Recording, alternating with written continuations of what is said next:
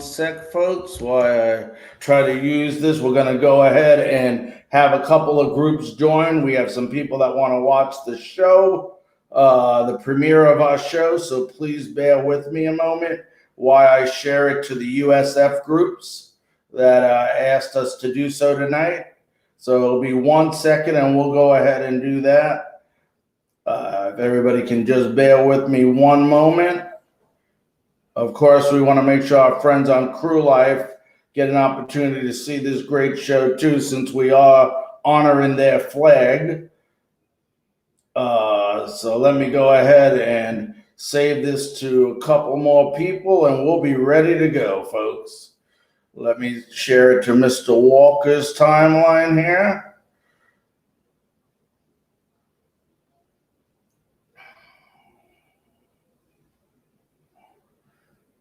All right, that is done. All right, and I think we are back ready to go here. Ladies and gentlemen, welcome to the premier, frankly speaking, sports production of Bullseye. Everything you want to know about USF sports and more. My name is Larry Frank, and we are joined today by my co-host, Bradley Lewis Walker, who will be coming up here right now, I believe. Bradley, how you doing this evening, sir? I'm doing good, Larry. How are you? Good. How are you doing this evening?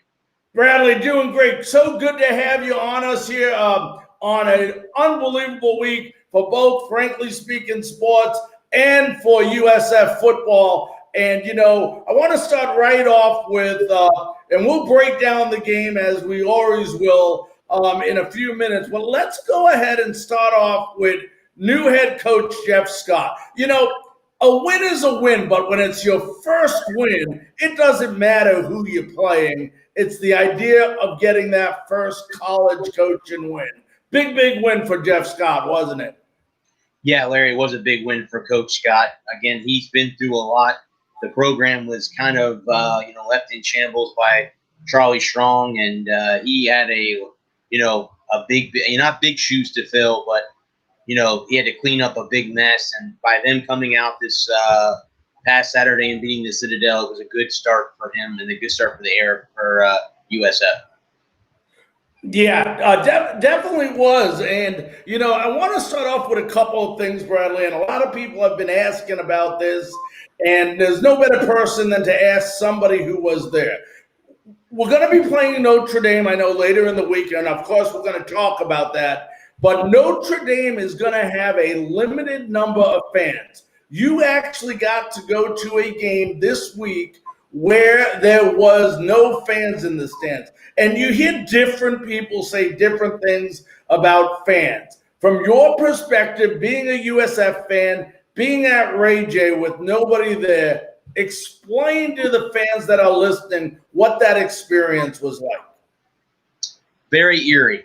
I'm just going to point that out. I got the privilege of covering the Tampa Bay Vipers, and there were very limited fans at the time, but not to see no fans at all on a rainy Saturday night, it just, to me, doesn't seem right. College football is one of those sports that needs fans in the stands. It pumps the kids up, and it was very eerie to have no fans there at Raymond James Stadium. Now, you know, obviously when a team doesn't have its fans, in this situation, you know, Citadel was definitely outmatched. We know that, and we'll talk about that also in a second. But does it have an advantage for the visiting team when there's no fans in the stands? I would think it's a plus for them. Yeah, Larry, I would agree with you because I don't know how many Citadel fans would have made the trip down to Tampa. Even if there was no COVID right now. I know normally in the past of all the games I've got an opportunity to cover, unless there is a big team, kind of like a Wisconsin, who I saw last year for the Bulls on their opening night, and they throttled the Bulls, 42 to nothing. There were a lot of Wisconsin fans because they come down here for the winter. But I think it might have been a little bit of an advantage for Citadel not to have to deal with the USF fans being in the stands. Now, let me ask you this. I watched the replay of the game. Obviously, it was on ESPN so I got to watch it. And when I look at that game, let's first talk about the Bulls offense, okay, before we go anything else. You know, the Bulls, to me, a couple of things I noticed. First of all, I didn't think they were very effective passing the ball. And when I say effective, I don't mean, attempts versus completions. I mean from a total offensive standpoint. But the big thing that bothered me, and I'd love to get your opinion on it, and I'll give you mine as well, is when you look at this University of South Bulls team, they had three different players playing the quarterback position. You had Jordan McLeod, who was 11 of 16 for 68 yards and a touchdown. You had, I think it was Travis March, who had 4 attempts, 3 passes, and then Noah Johnson, who was 3 for 4 and also ran in for a touchdown. But in my perspective, I don't like 3 quarterbacks playing in the same game unless you're going to do something that maybe is similar to Taysom Hill, like you see the New Orleans Saints in the NFL do with a different look. But to me, you're not allowing the one quarterback and your offense in general to get in a rhythm if you're constantly switching your quarterback. What's your thoughts on that? Larry, I couldn't agree with you more. I was very baffled that Coach Scott would allow to have. I mean, I could see 2. I mean, if you want to, you want to exchange 2, you want to change out 2, that's fine. But having 3 quarterbacks out there, it makes it tough. And, I can give a similarity to what I saw on Saturday to what I saw on Sunday with the team that plays at Raymond James Stadium. The offensive line were inconsistent for both USF and Tampa Bay on Sunday. So they're going to really have to shore that up because Notre Dame is not the Citadel, and Notre Dame will be ready to go. They're one of the top defenses in the country, so they're going to be on their heels this weekend.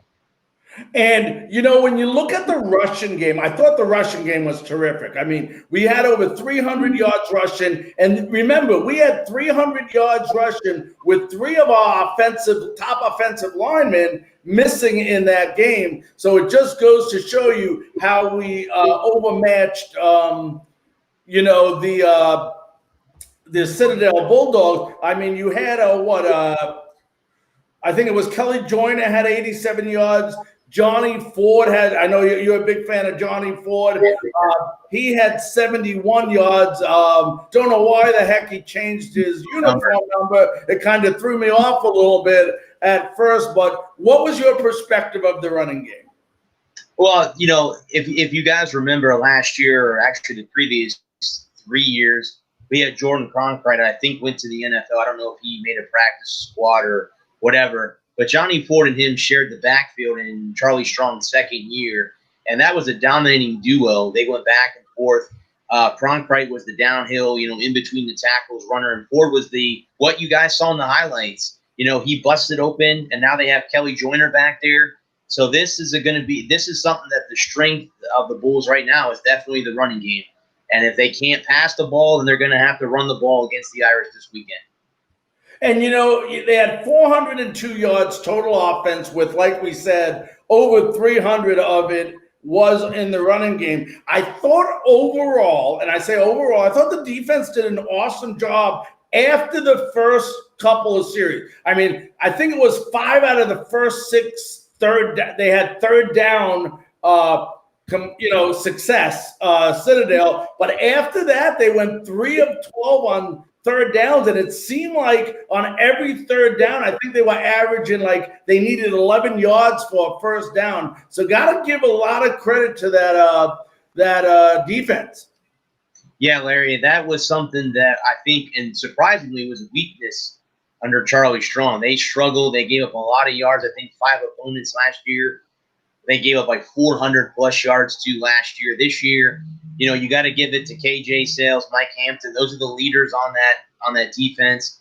And the Citadel guys, if you don't know, they run an option style offense, and that even puts the best defenses in the country on their toes at times. But USF made the adjustments. They held the Citadel to 6 points and adjusted and kept them at bay for the rest of the game. Yeah, and one thing we definitely have to talk about, and I'm going to let you explain. I was going to show a media clip of it, but due to the fact that it seems like when we show a video, I don't want to risk it. But let's talk. First of all, special teams did great. Why don't you talk about the play that you'll probably never, ever get a chance to see again? And I don't want to say never because you and I have been around college football a long time, and we say that, and we know we'll see something weirder than this. But here's a situation where I believe the gentleman's name is Campbell, the punter of the Citadel. He goes back to punt, and it actually goes right into the hands of Omarison Donaldson on the punt, which, if I'm correct, and I know you'll correct me if I'm wrong, it resulted in a 0-yard returnage for a USF touchdown. Now, that sounds confusing, me explaining it, so why don't we try letting you, somebody who was at the game that was probably just in awe, explain what happened? Well, like I said previously, what happened is the Bulls held the Citadel, and then on fourth down, I don't know why in the world, but they took a delay of game penalty. As you guys all know, that moves the team back 5 yards. I don't know why you want to move your punter back even more, but they did that. And then what happened is the snap happened. The punter went to receive the punt. He couldn't pick it up. He ran to, I believe, his right, tried to kick it. It went off the side of his foot, and, Omar happened to be right there in the right time, catch the ball. I think a lot of us in the press box, the guy that was actually sitting a couple of chairs down, we thought it was a safety. And I said, no, that's a touchdown. And then when they, we have a play-by-play guy that sits up and tells us what went on because we can't hear the announcers. So he goes, yeah, that was a touchdown. And I think we were all shocked to know that on the, on the score sheet, there was a 0-yard punt return for a touchdown. I think that's got to be some NCAA record that we'll probably very rarely see again. And I agree 100%. I mean, it's like you had to take a double take to try to figure out what was going on. And I do want to talk a little bit about, before we get to the breakdown of next week's game, which is this Saturday, for all you fans, it's on the bottom of the screen there, that we do play the Notre Dame Fighting Irish. That game is a 2:30 p.m. kickoff time, and I believe it's going to be showed on the USA Network. So, we're looking forward to that, and Bradley and I are going to go into that, in a little bit more depth in a minute. As I get some of these things going here for a moment. But let's talk about Notre Dame a minute, okay? If you look at Notre Dame, okay, let's talk about this week. I watched that game. Notre Dame, listen to this. They won the game 27-13 versus Duke. It was 10-6 at halftime and 20-17 at the end of the third quarter. So this wasn't no easy game for Notre Dame. And remember, it's the first time, Brad, in 132 years that Notre Dame has played an ACC conference game. So first of all, before I go over what some of the key players on the Notre Dame team, so what do you think about, it's a different year, it's a weird year, it's a unique year. Some teams are playing, some teams are not. Like Citadel, I believe, only has a 4-game schedule this year, if I heard correctly. So a lot of weird and unique things going on.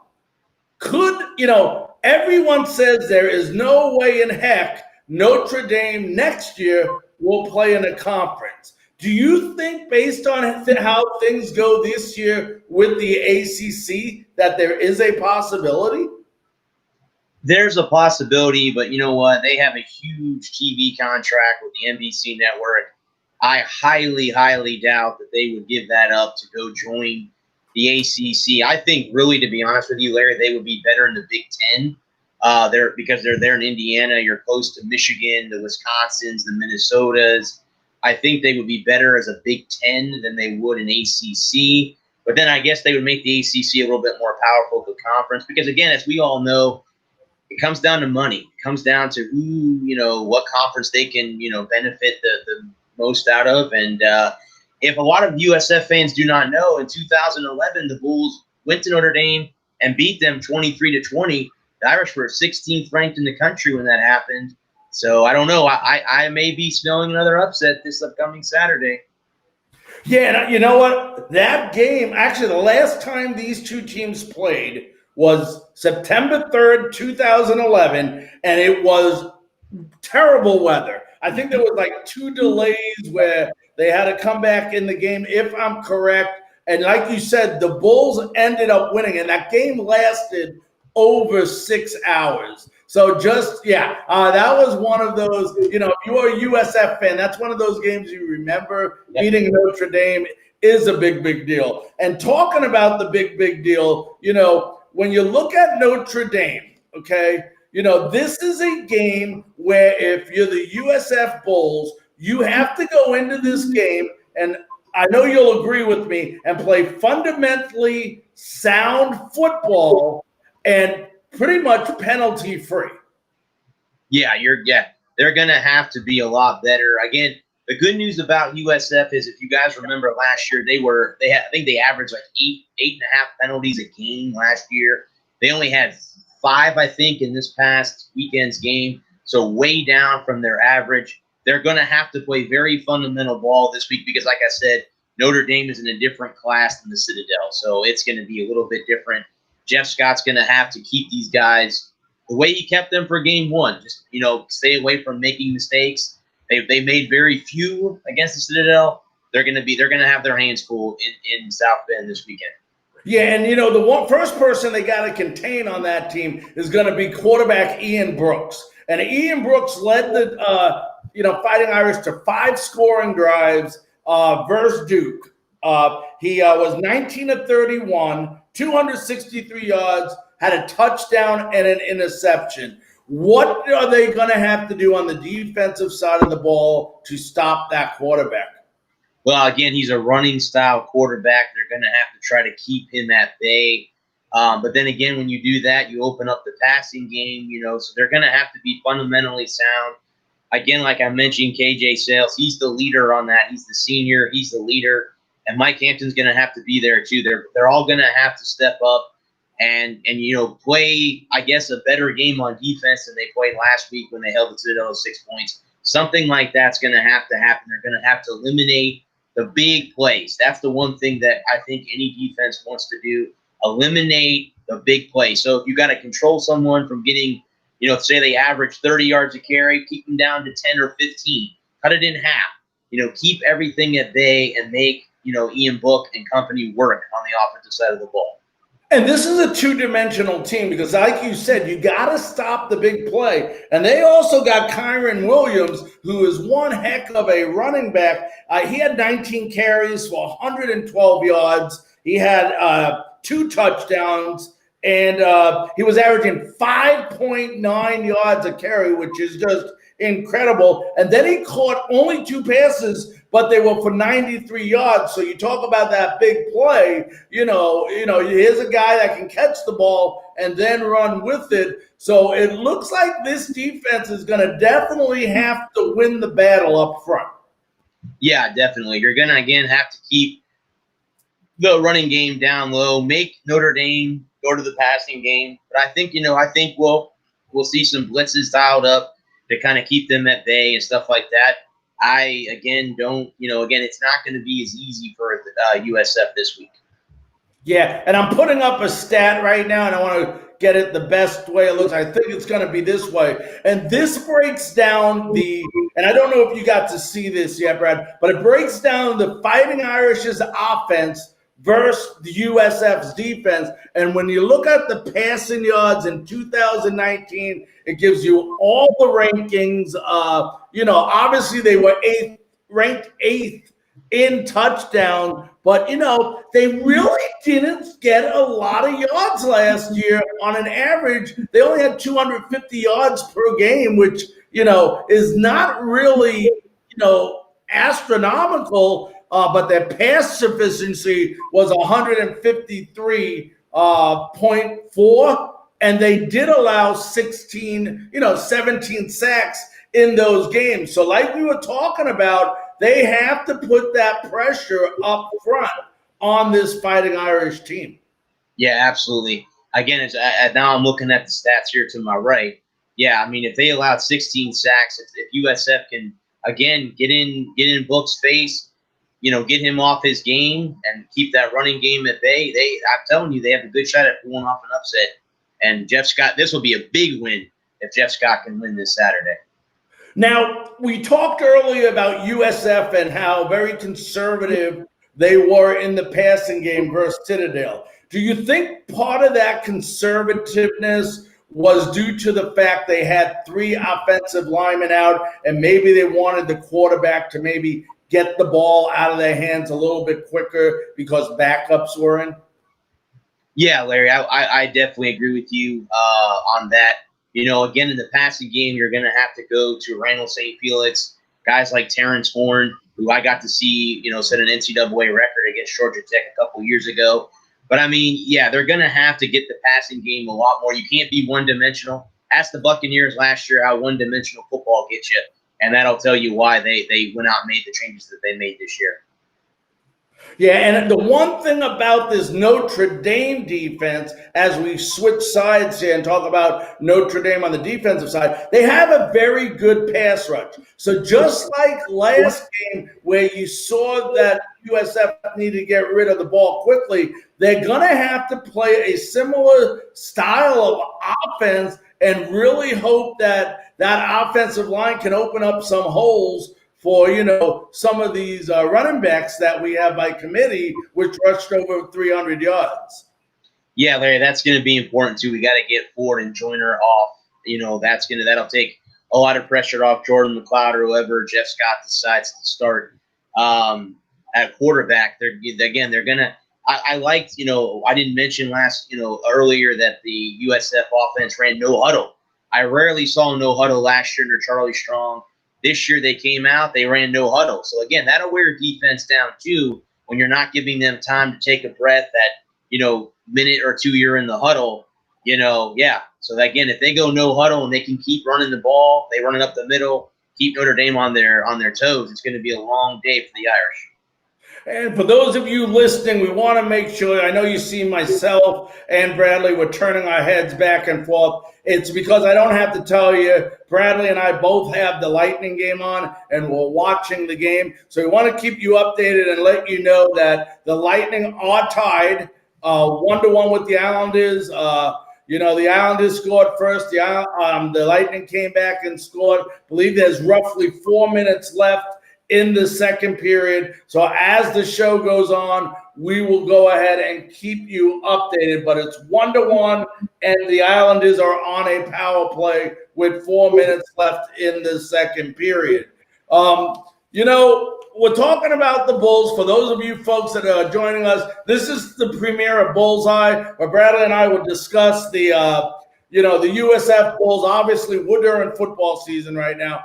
And before we talk about what we expect this Saturday in the Notre Dame game in South Bend, Bradley, while we have the time here, why don't you go ahead, because Bradley does a lot of writing. He writes a lot of USF articles for different platforms. I know he writes for Crew Life as well. Why don't you let the folks know, for those of them that want to follow you throughout the week and keep up on what's going on in the world of USF, how they can go ahead and do so? Guys, you can join me on my Monday podcast called the Sunshine State Sports Jabber. I cover USF and all the other Florida teams on there as well. The writing websites, of course, I write for Crew Life. I am brand new. I want to thank Rob and Brian and JT for allowing me. And again, Larry, it was a pleasure meeting you this past Sunday at the watch party. So I'm glad that I'm here working. I also write for iRock Media. That is the website that gives me the credentials to go to the USF games. And I also write USF articles for NGSE Sports. So those 3 websites, you can check me out, and you can come and check out my Monday podcast where I talk more about USF. My Thursday podcast is all the sports, so USF is a small portion, where on my Monday show, they're a lot bigger portion. All right, so you got it there. Also, we do want to remind you that tomorrow night on the Crew Life platform, we will be doing once again, our special Wednesday edition of Buccaneer Wednesday. We will break down last week's unfortunate loss to the New Orleans Saints. And I'm sure I'll give my 2 cents on that. Plus, And then we'll also, briefly talk about what's coming up this weekend, because on Thursday night, we're going to have the pleasure on the Frankly Speaking Sports platform. Every Thursday night, we're going to break down the game that's coming up this weekend. In this case, the Carolina Panthers and Desmond Johnson, who does a big time show in Carolina, is going to join us on our show, and we'll both break down the game. He'll let us know what all the information we need to know about the Carolina Panthers, and we'll talk about the Tampa Bay Bucks and how we see that game matching up. So you definitely don't want to miss the next two nights as well. But right now we're talking about USF. And, Brad, let's talk about this Sunday. They're going to play in, usually it's obviously one of the best venues in all of college football, but it's got to be the USF's advantage and I still think it's going to be loud. I don't know the exact percentage, and I don't know if you know the amount of fans that they're going to allow in the stands, but it is going to be definitely a hostile environment. But do the limited number of fans help USF? Again, I would think so. I think, Larry, probably it'll be at the most 25%. I think that's kind of what a lot of the universities and if the few NFL teams that allow in the stands. It's going to help because, again, as you just mentioned, Notre Dame is one of those stadiums I think every college football fan, including myself, even though I'm not a fan of the Irish, would love to be at for a game one day because of the ambiance of what Notre Dame is and the university itself. I think with the lack of fans, I think that does give an advantage to USF because you're not going to have to worry about, offside penalties, false start penalties, and stuff like that on the defense and offensive side of the ball. Yeah, and I agree 100%. I'm sorry, I was reading some text messages from some fans. I wanted to see if we could have some information there. If any of you want to call in, and that's what I was just setting up here, folks. So if any of you want to call in, talk on the program, ask any questions. We do have a call-in number. You can call us. You can go ahead and call us at the following number, 813-922-9810. That's 813-922-9810. Give us a call. We will be answering any questions related to USF football. I also have a link here that I just put up. So if you want to go ahead and join us live, we will even give you the access to join us live on our show. So USF guys, don't be shy out there. You have to be on the Frankly Speaking Sports platform, but we definitely would like some involvement. It is our first show, so we know people are just getting used to us doing this show tonight, but the more involvement we get, the better interaction we get, the better. Right now we just had Buck Dad, and I don't know if you can see the questions as well. I think you can, Bradley. But Buck Dad wants to know, and I'll let you go first, Bradley, on the prediction for the USF Notre Dame game. Wow, that's a tough question. I think it's going to be a very, very close game, and I hate to be the bearer of bad news, but I think it's going to be 23-20 USF. We'll pull it off again.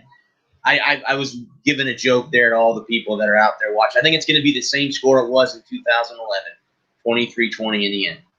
And, this is going to be a tougher game than a lot of people give credit for. The one thing about USF is they have the amazing, just so impressive with their running game that when they get that game running, and started, it's very tough. And yes, Notre Dame does have some very good upfront pressure, but the key to beating Notre Dame is getting by that initial line. If you can get by those first tacklers, it is daylight after that. And it just so happens that USF has some runners who can excel after they get that gear into second gear. So I think this game, obviously, and I don't, know if anyone agrees or disagrees with me, is going to come down to how effective the USF running game is versus that defense. They did not look great. People are saying you look great versus Duke. Well, we probably could come up with 11 players and look good versus Duke. It's not saying a lot when you're going into the fourth quarter, you're only up by 3 versus Duke. And I believe, and correct me if I'm wrong, Brad, I think Notre Dame was ranked number 10 in the the rankings when they played last week. So we're going ahead.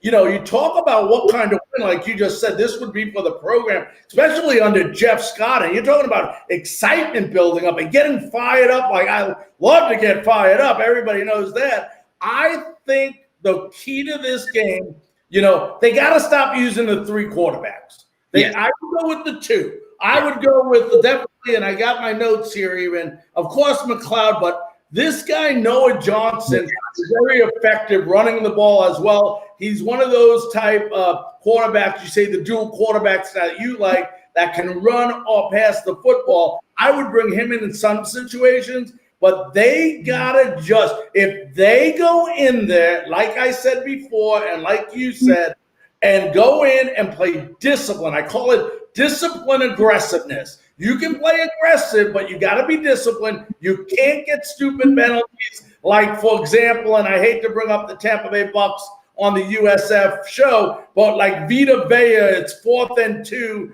and he jumps off sides, on defense. Those are mistakes that'll kill you, and they can't turn over the ball. If you give a team like Notre Dame a lot of extra chances with turnovers, they're going to score. And that's why if you look at those statistics that we showed earlier, it talks about yardage. Well, they don't win because they score a lot on offense. They win because they get the ball in great field position with that defense causing turnovers. So my prediction on this game is they're away. Okay, I expect them to play some good football. I'm a huge USF fan. I will be pleasantly surprised if they can go to South Bend. And when my heart says pick them, but my football knowledge says that they're going to have to do everything right to win. If they do, they win. If they don't, it could be a long day. I agree. So, yeah. And, hopefully that answers your question, Buck Dad. We'd like to get some more questions on the USF game. The one thing, we are not a weatherman, so we can't tell you what the weather will be like in South Bend that day. But remember, the hotter it is, the better, because that favors USF. And I believe the second intermission just came to start here with the in Edmonton with the Islanders and Lightning tied at 1 during the second intermission. We'll continue to keep you updated. Want to apologize. I just got a message from a fan that somehow somebody kicked him off of, I don't know how they get kicked off, but they got kicked off our platform. So we'll deal with that after the show, my buddy Eric. I'm not sure. Do remember, if someone can tell Eric that we did have some technical difficulties at the beginning, so we restarted our show. So if somebody can let Eric know that we restarted it, I would greatly appreciate it. Buckstad said our answers were perfect. And as I'm looking at the TV. So we go into South Bend. This is a team, USF. If anyone's not familiar, and I don't think any of the rules have changed, in order to be bowl eligible, and I know we're talking way down now, but you have to win 6 games, I believe it is. Okay, which means we need to win 5 more. What are the chances, and be realistic, Bradley, forget your heart a minute, just from a standpoint, do you think, honestly, that they have a legitimate shot to win 6 games this year. It's going to be rough, Larry. They have a rough schedule. Again, a lot of people look at the AAC as a tough conference. But again, you have Memphis, who I believe, I don't know if they stopped football operations. I think I read something that they are, because of COVID, something happened with them. But Cincinnati's always been tough. And of course, I hate to bring them up on this show, but UCF drives me crazy. That is a game that the USF Bulls must win, because they have absolutely kicked our butts the last 3 years. And I'm hoping to be at that game on Black Friday this year. But what I'm saying, realistically, when I looked at the schedule after everything was all put back in place, this team would go 5-5. And I think even 4-8, 4-6 would have been reasonable for Coach Scott in his first year.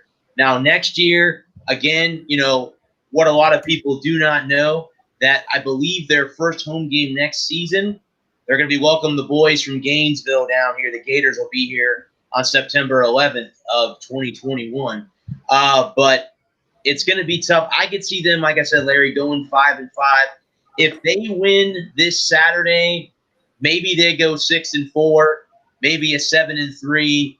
Again, it depends on what Cincinnati team they play, what Memphis team they run into. Houston's another tough opponent that's on the schedule, and they have to beat UCF at the end of the season, and that has been very tough. Other than Coach Charlie Strong's first year here, it's been a while since they beat UCF. And the best way for Jeff Scott to win the recruiting battle in the state of Florida is to win football games. Right. I mean, when you start beating a Notre Dame, a Houston, a UCF, who, even though we don't like mentioning them on this show, but you got to admit, from an AAC standpoint, they play some damn good football. And, it sometimes comes between a choice of going to UCF and USF, could mean a big difference. And, Jeff Scott comes from, as you and I both know, from Clemson under Dabo Swinney. So this guy is not new. And that's why I said to you earlier when Buck Dad asked the question in regards to this game, Dabo Swinney knows how to get these guys relaxed for big-time games. He's played in so many big games, and Jeff Scott has coached under him. So I think he will have this team ready to play. Oh, I agree, Larry. And again, if a lot of people do not know, Jeff Scott was the offensive coordinator here when Clemson upset Alabama, and that's a shot at Buck Dad's team, Alabama in the national championship game. So again, Jeff Scott can definitely motivate these guys, and we'll have to see what kind of motivation he gives them this Saturday. So this Saturday it's 2:30 p.m. Like we told you earlier, it's going to be on USA Network. Let's go in and let's just say, how big is this game for this program at this time, should they prevail and win? It's huge. It's absolutely huge. I don't know if it would move them up in the top 25, but it would be huge. It would be huge if Jeff Scott, a first-year rookie coach, goes in and takes this young team that, again, if you guys did not read Athlon Sports and all these big publications out there, had USF dead last in the AAC this year, dead last in wins. So if they could go in and beat Notre Dame, I think this springboards them for the rest of the season. I'm not going to say they're going to go undefeated or anything. I'm just letting you know this would be a huge win if Jeff Scott and the Bulls can pull this off on Saturday. And let's not forget it and talk about the great, great job. We talk about Jeff Scott and what he's doing with the program so far. It's only been one game. And also remember, they did not get to really practice as much as they normally would with the COVID-19. So they got that one game under their belt, which should help them immensely. But let's not forget the great, great job of scheduling that the athletic director, Mike Kelly, is doing with this program. You talked about they're going to open up versus Florida. I mean, that people do not realize how big this is for USF to be able to play any team in the state of Florida because of how good the state is with football. But to play a program like UF, to go ahead and close a deal with Alabama to play them a home and 2 away series. I mean, this is going to attract young kids coming out of college to this program because now they're not just playing in the AAC, but they're playing teams that are in the spotlight that are, in the top 25. Yeah, Larry, and also too, I think it also Michael Kelly. I bumped into him a couple times in the press box. Never got a chance to talk with him, but I have bumped into him a couple times in the press box, and he's done a great job scheduling Alabama, scheduling University of Florida. If there was no COVID, we'd have been playing Texas in Austin this Saturday had it not been for that. So imagine if they had beat Texas and not beat the Citadel, where the program would be now. Again, this might be that win. Had they beat Texas, that would have been a big win. If they beat Notre Dame, that might be the big win that they need to put them over the top. I'm looking forward to the future for this team, because I think it also, Larry, in a way, puts this team in the limelight. I think outside of Tampa, a lot of people don't know who USF is. And now with Michael Kelly getting us out there and showing the nation who we are, I think that's only going to be better for USF moving forward. And for those of you that are joining us, I didn't even tell Brad this yet. So this is the first time he's going to hear it. We actually talked through email today, Michael Kelly and myself, and we invited him to come on next week's show on Bullseye. Now, there's been no confirmation, so I don't want to say that he has not answered yet, but I did contact him. So as soon as we find out, we will let you know, but we're hoping to get this terrific athletic director on with us. What a great show we would have next week with him on. Yeah. So, hopefully we'll do that. We've been pretty successful getting people on our shows, especially on the Frankly Speaking Sports platform. So we'll continue to try to do that on Bullseye as well. So, Bradley and I, we talked a lot about, the previous game. We talked about what's coming up with Notre Dame. We got about 10, 15 minutes left. We want to open it up to questions. Or Bradley, if you have any questions that you want to throw my way, you can do the same as well. But we'll try to keep it going for another 10, 15 minutes. That way Bradley can go watch the third period of the Lightning game, I'm sure. So as well as myself. Let me not just blame it on Brad. But yes, Buck Dad, USF gets to beat up on some Gators in the future.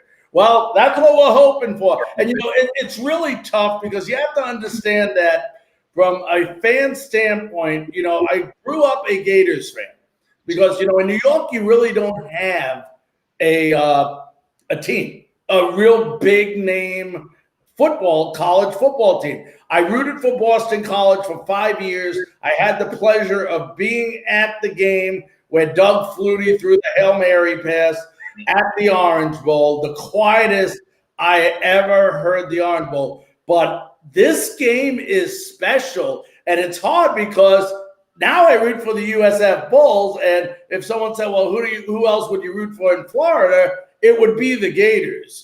First, I do not like FSU. I do not like Miami. And I don't even know how to spell UCF. So, but that would be a game that I will love to see next year. And, remember, USF has upset teams before. They beat Florida State before. I don't remember how many years ago it was. I remember it, but I don't remember the year. So, nothing's impossible. Question from a fan, Brad, do you see AAC teams ever getting an opportunity to participate in the college football playoffs? I think that's what that stands for. If you want, Brad, I'll go ahead and start off with this one. It's not so much And first of all, let me say this. I don't agree with the way the college playoffs are. And that's just me. Now, I'm happy they finally went to a system. I just don't like the system. I've already said there should be an 18 format in the playoffs where you take the winners of the top 5 Power Fives.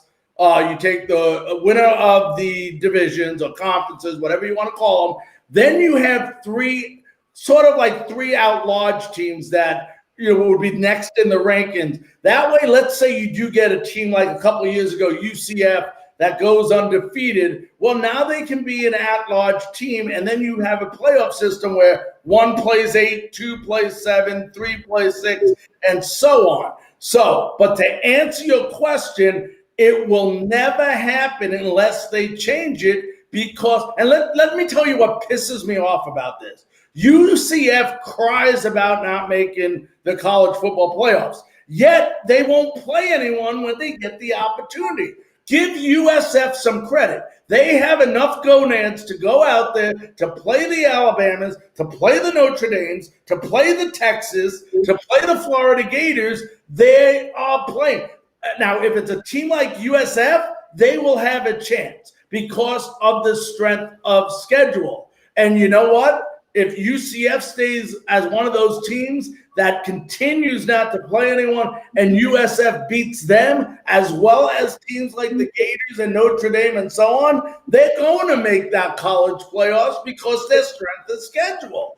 But to answer your question, it's very hard for some of these smaller conferences to have teams because, let me ask you, what the heck does a University of Alabama gain from playing a team, let's say, like Citadel or Appalachian State? They gain nothing except good publicity that they're helping a school make money. But at the end of the day, if they got upset, just gosh forbid that they get upset, they lose everything that year. So, you got to take advantage of playing these teams when you get the chance and kicking their butts because you never, ever know when those opportunities will come again. But to answer your question, if they continue, especially a UCF, Buckdad keeps that weak schedule so they can just look good and look pretty, they're never going to get into that college playoffs because the FBS does it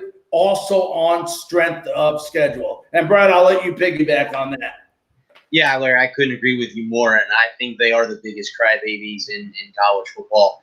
And, now that I cover USF, I actually, after my first year covering USF, the website that I write for, actually asked me if I would cover UCF.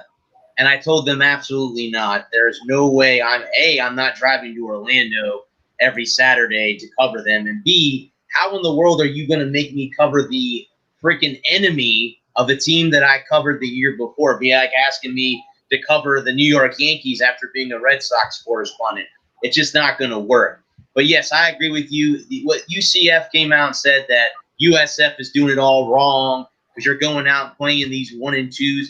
But meanwhile, you know what? If USF beats the Florida Gators next season, they beat UCF. And you know what? If the college football playoff does expand to 8 teams, a team like that beats these teams will get that bid instead of having these crybabies who said they were undefeated. You know what? Yeah, you were undefeated. You beat Auburn in a bowl game. Great. And you know what, though? You lost LSU 2 years ago. Of course, we know LSU won the national championship last year. But the year before that, they lost to LSU, and that was their first loss in a while. Of course, I think UCF lost 2 games a year ago. Of course, they didn't lose to USF, but they did lose 2 games. And again, I'm not picking on them because Josh Heupel, they play a high-intensity offense. They're one of the fastest-scoring teams in college football. They move up and down the field. Their weakness is defense. Plain and simple, that's the weakness at UCF. But again, like I said, Larry, you're exactly right. It's not going to happen until we expand to 8, or if they consider the AAC a power conference, which right now it's not showing any. There's no reason to make it a power conference because the other 5 are the teams. So if USF and UCF want to be in the college football playoff and they don't name the AAC a power conference, they may have to move. I know at one time they were talking about them going to the Big 12. Them and UCF were going to the Big 12. Well, at the last second, the Big 12 decided, no, that's not going to happen, and that was it. So, yeah, until something happens, they're not going to be able to be in the college football playoff, unfortunately. Yeah, now what happens, Brett, and I don't know how much you heard being in the press box and through your sources, but this year, like you said, is very unique because you have some teams playing, some conferences playing, some not playing, this and that. So are they still planning on having a college football playoffs with the top 4 teams, or is that all being held up until further notice? As far as I know, Larry, they still are. Even with the Big Ten and Pac-12 not playing this year, Right. you may see 2 SEC teams, 2 ACC teams, maybe 2 Big 12 teams, maybe Oklahoma and Texas both get in. I don't know how that will go. Alabama, Florida, Georgia, Alabama, whoever, LSU, whoever were the SEC, representatives. I don't know if the Big Ten. I know they were meeting over the weekend. I don't know. Yeah. I didn't see anything about them if they were going to come back or not. If they come back, that'll be great because again, I got to cover the Outback Bowl last year, which was probably the funnest thing I've got to do as far as a media member, being at a major bowl game, seeing Minnesota and Auburn and seeing all the fans from both teams coming down here.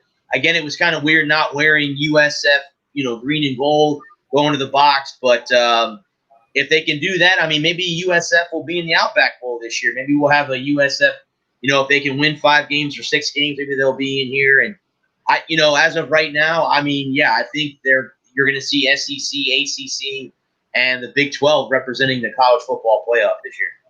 Now, I thought I heard talk, and I said I think I heard talk because so much is out there and so much is going on, with all these changes due to this unique season. Is there any talk? I thought I heard them talking about maybe just for this 1 year, because of, just like the other sports are doing, maybe extending the amount of teams in the playoffs. They could, Larry. I mean, everyone else has. Hockey did, put more teams in. Basketball put more teams in. So, maybe we'll see 6 teams this year instead of 4. Or maybe they'll go, they'll go out and the NCAA and say, let's put 8 in there. So we'll never know who those 8 teams will be. I mean, with the 3 power conferences that are playing, maybe you have 2 from each, and they take 2 at-large bids outside for the teams like, say, a Notre Dame or somebody like that is not – Notre Dame's in the ACC this year, but teams like that aren't in a conference, you could see that. Maybe UCF will make it to the playoff this year if they go undefeated.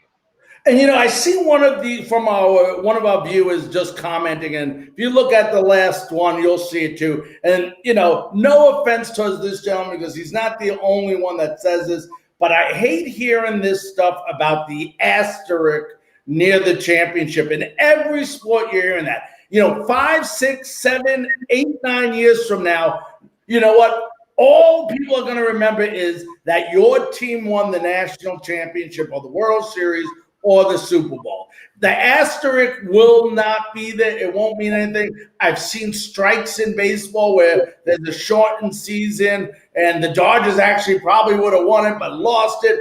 But the team that wins it still is known the same way as the other teams that have won it before. So to go to that person's individual question, there's not going to be no asterisk. Yes, it'll be a unique season. Yes, you're going to have 2 of the 5 power conferences.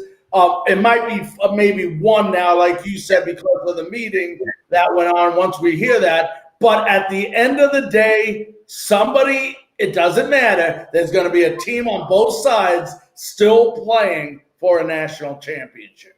Well, absolutely. I mean, you guys can think back to this.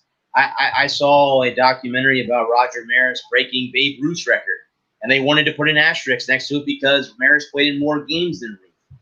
So They wanted to put an asterisk next to it because he had this special ability. So, yeah, I wrote an article earlier this year about having a 400 hitter in baseball. How cool would that be? I don't think I remember your article, yes. I don't think anyone's ever close to hitting 400, but how cool would that be? I wouldn't put an asterisk next just because we had a 60-game season. Someone hits 400, someone hits 400. Someone wins a national championship, a Stanley Cup, a World Series, an NBA championship. I don't care if the season was short. There should be no asterisk for that. Right. All right, let's see. Let's go ahead and post this one up on our show, Brad. Let's see what this one says. The team that the championship will and should get more recognition to beat the other teams and the distraction of COVID. Okay, what's that say? Yeah, I'm guessing, Larry, what they're trying to say is that they should deserve more recognition for having the COVID season, being over to overcome the teams and COVID to win a championship. I think is what that is. And I agree to a certain point with that, Brad, because there's a lot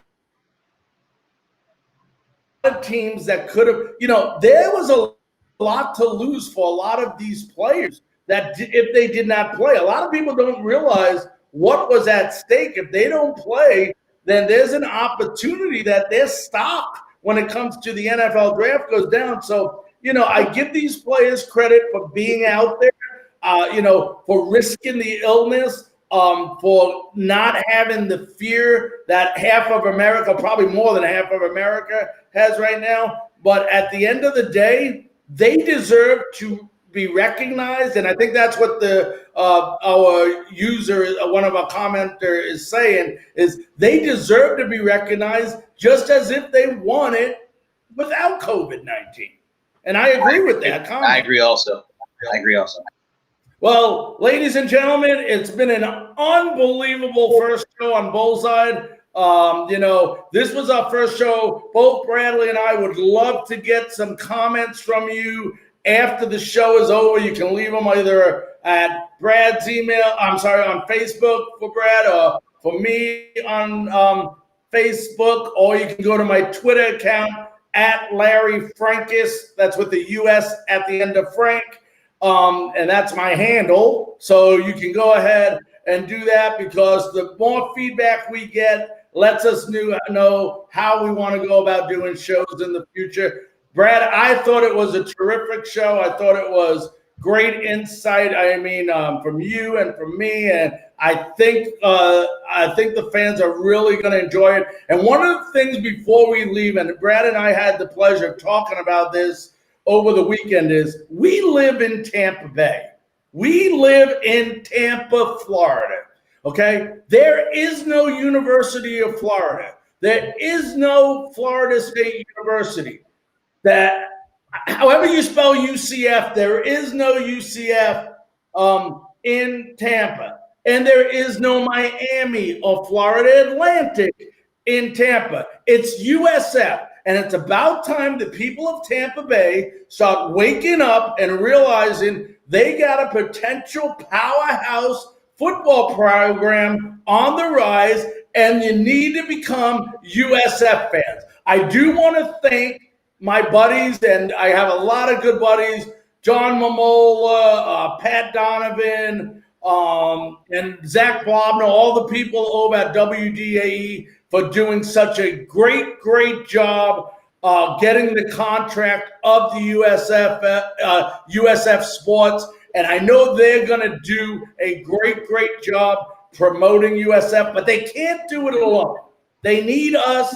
They need to show Bradley and I are doing to keep the fans updated. But more importantly, they need you to get involved. We need to start seeing more hats out there with USF, more shirts like this, USF Bulls out there.